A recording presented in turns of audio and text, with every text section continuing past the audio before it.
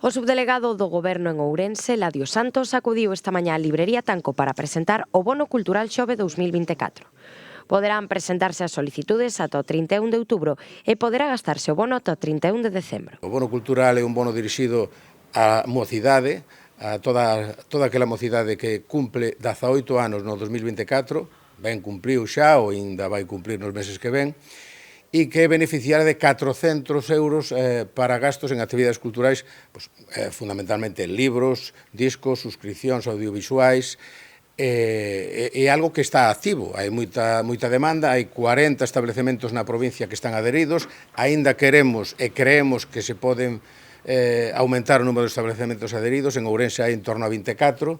Pola súa banda, o xerente da librería Tanco, José Ramón Martínez, amosouse moi satisfeito pola repercusión que esta iniciativa ten no sector.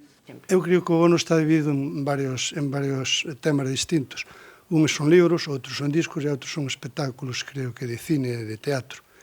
Nos notámoslo bastante porque hai unha parte importante e todos os libreiros estamos agradecidos a esa iniciativa. Unha por ben da cultura e a outra por ben da librería, que sempre nos dá un respiro económico. Cunha partida de 210 millóns de euros recollida nos presupostos xerais do Estado, máis de 500.000 mozos de toda España poderán beneficiarse destas axudas.